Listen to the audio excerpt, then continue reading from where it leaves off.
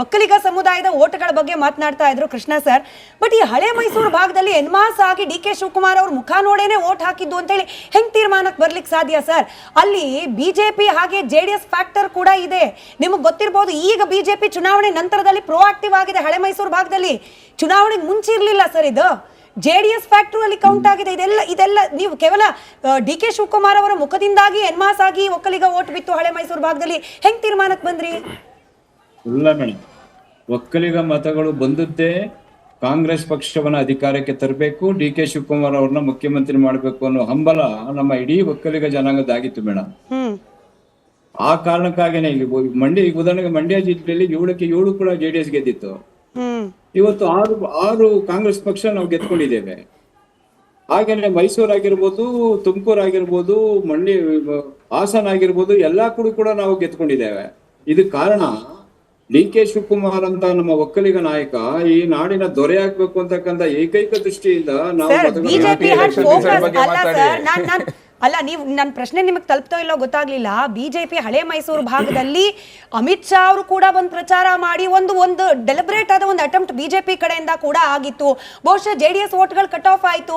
ಈ ಕಾರಣಕ್ಕೂ ಕೂಡ ಒಕ್ಕಲಿಗ ಓಟ್ಗಳು ಕಾಂಗ್ರೆಸ್, ನೀವು ಈ ಡಿ ಕೆ ಶಿವಕುಮಾರ್ ಅವರಿಂದಾಗಿ ಅಂತ ಹೇಳ್ತಿದ್ದೀರಲ್ಲ, ಈ ಲಾಜಿಕ್ ಇದು ಹೆಂಗ್ ಅಪ್ಲೈ ಆಗುತ್ತೆ ನಾನು ಕೇಳ್ತಾ ಇರೋದು. ಡಿ ಕೆ ಶಿವಕುಮಾರ್ ಇಂದಲೇ ಕಾಂಗ್ರೆಸ್ ಪಕ್ಷ ಬಂತು ಅಥವಾ ಬಿಜೆಪಿ ಸೋಲ್ತು ಅಂತ ಹೇಳಿ ಹೇಳ್ತಾ ಇಲ್ಲ ಮೇಡಮ್. ಒಕ್ಕಲಿಗ ಓಟ್ಗಳ ಬಗ್ಗೆ ನಾನು ಕೇಳ್ತಿದ್ದೀನಿ ಸರ್. ಕಾಂಗ್ರೆಸ್ ಪಕ್ಷದ ಮತಗಳು ಒಬ್ಬ ಒಕ್ಕಲಿಗ ನಾಯಕನನ್ನ ಮುಖ್ಯಮಂತ್ರಿಯನ್ನಾಗಿ ನೋಡ್ಬೇಕು ಅಂತಕ್ಕಂತಹ ದೃಷ್ಟಿ ಇಟ್ಕೊಂಡೆ ನಮ್ಮ ಜನಾಂಗದವರು ಎಲ್ಲರೂ ಕೂಡ ಹಾಕದ್ದು.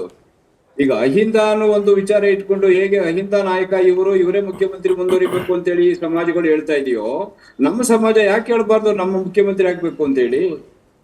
ಚರ್ಚಿತ ವಿಷಯದ ದಿಕ್ಕು ಬೇರೆ ಕಡೆ ಹೋಗೋದು ಬೇಡ ಮೇಡಮ್. ಡಿ ಕೆ ಶಿವಕುಮಾರ್ ಅವರು ಮುಖ್ಯಮಂತ್ರಿ ಆಗ್ಬೇಕು. ನಮ್ಮ ಸಿದ್ದರಾಮಯ್ಯನವರ ನೇತೃತ್ವದಲ್ಲಿ ಮುಂದಿನ ಚುನಾವಣೆಗಳು ಹೋಗ್ಬೇಕು. ಸಿದ್ದರಾಮಯ್ಯನವರ ಆಶಯಗಳನ್ನ ಇಟ್ಕೊಂಡು ಡಿ ಕೆ ಶಿವಕುಮಾರ್ ಮುಖ್ಯಮಂತ್ರಿ ಕೆಲಸವನ್ನ ಮಾಡಬೇಕು. ಸರ್, ಈಟ್ನಾಳ್ ಸರ್ ನೋಡಿ, ಒಕ್ಕಲಿಗ ಸಮುದಾಯ ಹಾಗಾಗಿ ಅದೊಂದು ಸೆಂಟಿಮೆಂಟು, ನಮ್ಮ ಸಮುದಾಯದ ನಾಯಕರು ಮುಖ್ಯಮಂತ್ರಿ ಆಗ್ಬೇಕು, ಒಪ್ಪೋಣವೇ. ಬಟ್ ನಾನು ಬಸವರಾಜ್ ಸರ್ ಕೇಳಿದ ಪ್ರಶ್ನೆ, ಈಗ ಕಾಂತರಾಜು ಆಯೋಗದಲ್ಲಿ ಮೇಡಮ್ ಒಕ್ಕಲಿಗರ ಸಂಖ್ಯೆಯನ್ನ ಕೇವಲ 45% ತಂದು ಇಳುತ್ತು. ಡಿ ಕೆ ಶಿವಕುಮಾರ್ ಅವರು ಬಂದ್ರೆ ಅದು ಬದಲಾಗುತ್ತಾ ಸರ್? ಈಗ ನಮ್ಮ ಕಾಂಗ್ರೆಸ್ ಪಕ್ಷ, ಕೇಂದ್ರದ ಕಾಂಗ್ರೆಸ್ ಪಕ್ಷ ಅದನ್ನ ಬದಲಾವಣೆ ಮಾಡಿ ಬೇರೊಂದು ಆಯೋಗವನ್ನು ರಚನೆ ಮಾಡಿ ಬೇರೆ ವರದಿ ತಯಾರು ಮಾಡಿ ಅಂತ ಹೇಳಿ ಆದೇಶ ಕೊಡ್ತು. ಅದೇ ಡಿ ಕೆ ಶಿವಕುಮಾರ್ ಅವರು ಬಂದ್ರೆ ನಂಬರಲ್ಲಿ ವ್ಯತ್ಯಾಸ ಆಗ್ಲಿಕ್ಕೆ ಸಾಧ್ಯನಾ ಅಂತ? ಇಲ್ಲ, ಅವ್ರು ಮಾಡ್ಬೇಕು ಅನ್ನೋದಾದ್ರೆ ಎಲ್ಲಾ ಸಮಾಜದವ್ರನ್ನ ಇಟ್ಕೊಂಡೆ ಒಬ್ಬ ಸುಪ್ರೀಂ ಕೋರ್ಟ್ ನ ಅಥವಾ ಹೈಕೋರ್ಟ್ ನ ಸಿದ್ದರಾಮಯ್ಯ 5 ಜನ ಏನಾದ್ರೂ ತಿರುಗಾಡಿ ಏನಾದ್ರೂ ಸೆನ್ಸಸ್ ಮಾಡಿದಾರ? ಏನು ಟೀಚರ್ಸ್ಗಳು ಸೇರಿ ಸೆನ್ಸಸ್ ಮಾಡಿದಾರ? ಅದಕ್ಕೆ ನನಗೆ ಉತ್ತರಕ್ಕೆ ಬೇಕಿವತ್ತು. ಯಾಕಂದ್ರೆ ಸರ್ಕಾರ ವತಿಯಿಂದ ಬಂದಿರತಕ್ಕಂತ ಸೆನ್ಸಸ್ ಅದು ಏನಾಗಿದೆ ಅಂದ್ರೆ ಸರ್ಕಾರಿ ಸೆನ್ಸಸ್ ಯಾರಾದ್ರೂ ಕಡಿಮೆ ಇದೆ, ನೀವು ಕಡಿಮೆ ಇದೆ ಒಪ್ಪಕ್ಕೆ ಸಾಧ್ಯ ಇಲ್ಲ. ಕೃಷ್ಣ ಸರ್ ಬಂದೆ, ಬಸವರಾಜ್ ಸರ್ ನಿಮ್ಗೂ ಪ್ರಶ್ನೆ ಕೇಳೋಣಂತೆ. ಇಟ್ನಾಳ್ ಸರ್ ಮಾತನಾಡ್ತಿದ್ದಾರೆ, ಬಂದೆ ಕೃಷ್ಣ ಸರ್. ಕಾಂಗ್ರೆಸ್ ಪಕ್ಷದಲ್ಲಿ ಎಷ್ಟೇ ಬಣಗಳು ನಮ್ಮ ರಾಜ್ಯದಲ್ಲಿ ಇದ್ರು ಕೂಡ ಆ ಎಲ್ಲ ಬಣಗಳ ಒಟ್ಟಾರೆ ಇಂಗಿತ ಕೊನೆಗೆ ಡಿ ಕೆ ಶಿವಕುಮಾರ್ ಪರ ಬರುತ್ತೆ ಅನ್ನೋದ್ರಲ್ಲಿ 2 ಮಾತಿಲ್ಲ. ನಿಮ್ಮ ವಿಶ್ವಾಸ ಪರಮೇಶ್ವರ್ ಏನಂದ್ರು, ರಾಜಣ್ಣ ಏನಂದ್ರು, ಪರಮೇಶ್ವರ್ ಏನಂತ ಹೇಳಿದ್ರು. ನಾವು ನೀವು ಇಲ್ಲಿ ಕೂತು ಏನ್ ಮಾಡ್ಬೋದು? ಕೃಷ್ಣ ಅವರ ಈ ಆಸೆ ಇದೆಯಲ್ಲ, ಅದು ಈಡೇರ್ಲಿ ಅಂತ ಹೇಳಿ ಆಶಿಸಬಹುದು ಅಷ್ಟೇ. ಬಟ್ ಆಗೋದು ಬಿಡೋದು ಕಾಂಗ್ರೆಸ್ ನ ಹೈಕಮಾಂಡ್ ಬಿಟ್ಟು ವಿಚಾರ. Itnal sir coming back. ಆಯ್ತು sir, Itnal sir coming back.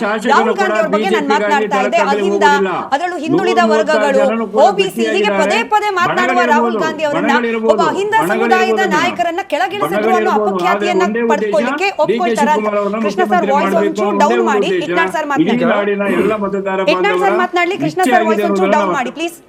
Itnal sir, ಯಾರೇ ಆಗಲಿ, ಅಹಿಂದನ ಆಗಲಿ, ಲಿಂಗಾಯತ ಆಗಲಿ, ಒಕ್ಕಲಿಗ ಆಗಲಿ, ದಲಿತ ಆಗಲಿ, ಯಾರೇ ಮುಖ್ಯಮಂತ್ರಿ ಆಗಲಿ, ಯಾರೇ ಪ್ರಧಾನಮಂತ್ರಿ ಆಗಲಿ, ಅವರೇ ಯಾವಾಗ್ಲೂ ಇರಬೇಕು ಅಂತ ಯಾರು ಬಯಸೋದಿಲ್ಲ. ಯಾವ ಪಕ್ಷಕ್ಕೂ ಅದು ಒಳ್ಳೆ ತೀರ್ಮಾನ ಅಲ್ಲ. ಯಾವಾಗ್ಲೂ ಅವರೇ ಇರಬೇಕು ಅಂತ ಅಲ್ಲ. ಈಗ ಅಹಿಂದ ನಾಯಕ ಸಿದ್ದರಾಮಯ್ಯನವರಿಗೆ ವಿರೋಧ ಪಕ್ಷದಿಂದ ಬಂದಂಥ ಸಿದ್ದರಾಮಯ್ಯನವರಿಗೆ ಸೂಕ್ತವಾದ ಸ್ಥಾನಮಾನ ಅಷ್ಟೇ ಅಲ್ಲ, ಅವರಿಗೆ ತಕ್ಕದಾದ ಗೌರವ ಮತ್ತು ಎಲ್ಲವನ್ನು ಕೊಟ್ಟಿದೆ ಕಾಂಗ್ರೆಸ್ಸು. ಹೀಗಿರುವಾಗ ಸಿದ್ದರಾಮಯ್ಯನವ್ರನ್ನ ಕೆಳಗಿಳಿಸಿದ ತಕ್ಷಣ ರಾಹುಲ್ ಗಾಂಧಿಗೆ ಅಥವಾ ಕಾಂಗ್ರೆಸ್ ಪಕ್ಷಕ್ಕೆ ಹಿನ್ನಡೆ ಆಗುತ್ತೆ ಈ ಸದ್ಯಕ್ಕೆ ಅನ್ನೋದು ಇಟ್ ಇಸ್ ಏನೋ ಹೈಪೋಥೆಟಿಕಲ್. ಈ ಬಿಹಾರ ಚುನಾವಣೆ ಆಗೋವರೆಗೂ ಕಾದ್ ನೋಡೋಣ. ಬಿಹಾರ ಚುನಾವಣೆ ರಿಸಲ್ಟ್ ಮೇಲೆ ನೋಡೋಣ. ಬಿಹಾರ ಚುನಾವಣೆ ಮಾತು ಚರ್ಚೆ ಏಕೆ ನಡೀತಿತ್ತಂದ್ರೆ ಇವರ ಗ್ಯಾರಂಟಿ ಒಂದು ಫಾರ್ಮುಲಾ ಇದೆ ಅಲ್ಲ, ಅಲ್ಲಿ ವರ್ಕ್ ಆಗುತ್ತಾ ಅಂತೇಳಿ. ಅಲ್ಲಿ ಏನಾಯ್ತು ಅಂದ್ರೆ ಈ ಗ್ಯಾರಂಟಿ ಫಾರ್ಮುಲಾಗಿಂತ ಒಂದು ಹೆಜ್ಜೆ ಮುಂದೆ ಹೋಗಿ ನಗದು ಫಾರ್ಮುಲಾ ಬಿಜೆಪಿ NDA ಮಾಡಿಬಿಡ್ತಾರಲ್ಲಿ. ಇದು ಗ್ಯಾರಂಟಿ ಆಗಿದ್ದು ನಗದು ಆಯ್ತು ಅಲ್ಲಿ. ಸೊ ಹೀಗಾಗಿ somewhere they got confused, the high command got confused. ಹಾಗೇನೆ ಈಗ ಹೇಳಿದ್ರೆ ನೀವು ಬಿಜೆಪಿನೂ ಅಲ್ಲಿ ಇತ್ತು ಹಳೆ ಮೈಸೂರು ಭಾಗದಲ್ಲಿ, ಯಾಕೆ DK ಶಿವಕುಮಾರ್ ಒಬ್ಬರೇನ ಅಲ್ಲಿ ಅಥವಾ ಕಾಂಗ್ರೆಸ್ ಒಬ್ಬರೇನ ಅಂತೇಳಿ. ಕಳೆದ ಚುನಾವಣೆವರೆಗೂ ಬಿಜೆಪಿಗೆ ಅಲ್ಲಿ ಅಸ್ತಿತ್ವನೇ ಇರಲಿಲ್ಲ ಹಳೆ ಮೈಸೂರು ಭಾಗದಲ್ಲಿ. ಹಳೆ ಮೈಸೂರು ಭಾಗ ಬಿಟ್ಟರೆ ಪ್ಲಾನ್ ಮಾಡ್ತಿದ್ರು.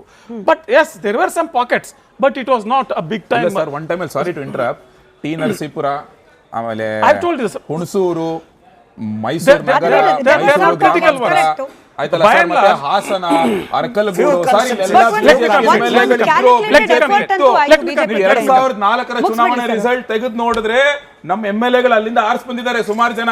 ಆಯ್ತಲ್ಲ, ನೀವು ಹಂಗೆ ಪೂರ್ತಿ ಕೇಳಿಸ್ಕೊಳ್ಳಿ.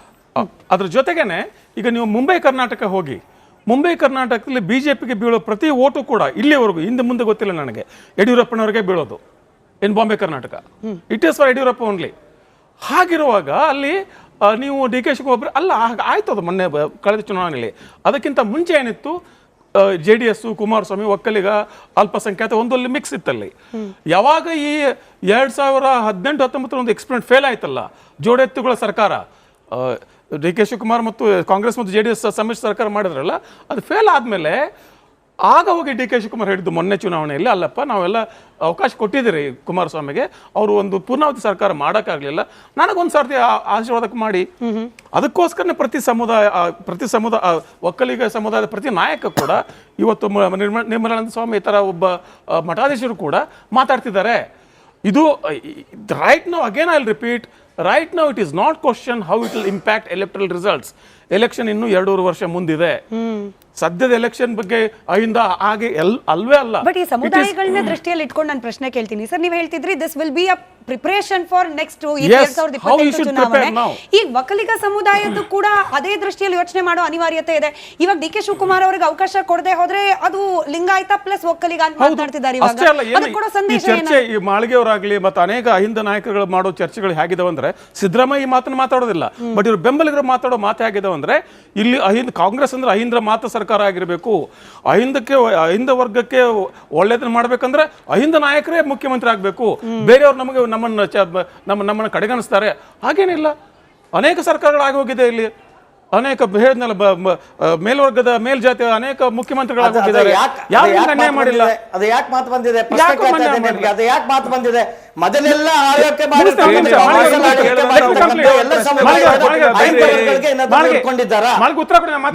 ಪ್ರಶ್ನೆಗೆ ಉತ್ತರ ಕೊಟ್ಟಿಲ್ಲ ಅವಾಗಿಂದ, ಬಿಡಿ, ಯಾಕೆ ಮಾತಾಡ್ತೀವಿ? ಇನ್ನು ಕಾಂತರಾಜ್ ವರದಿ, ಈ ಕಾಂತರಾಜ್ ವರದಿ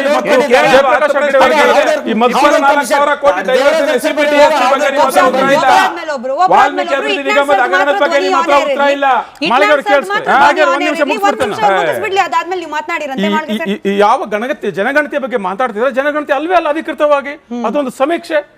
ಆ ಸಮೀಕ್ಷೆಯನ್ನ ನಮ್ಮ ಜಾತಿಯ ಬಲಾಬಲದ ಆಧಾರವಾಗಿ ನೀವು ಇಟ್ಟುಕೊಳ್ಳೋದಾದ್ರೆ ಅದರಂತ ಕೆಟ್ಟ ರಾಜಕೀಯ ಮತ್ತೊಂದಿಲ್ಲ. ಅದು ಜನಸಂಖ್ಯೆ ಬಲಾಬಲದ ಸಮೀಕ್ಷೆ ಅಲ್ಲ, ಅದು ನಿಮ್ಮ ಸಾಮಾಜಿಕ ಆರ್ಥಿಕ ಸಮೀಕ್ಷೆ, ಅದು ಗಣತಿ ಅಲ್ಲ. ಸರಿ, ನೀವು ಈ ರೀತಿ ಅದನ್ನ ದುರುಪಯೋಗ ಮಾಡ್ಕೊಳ್ಳೋದಾದ್ರೆ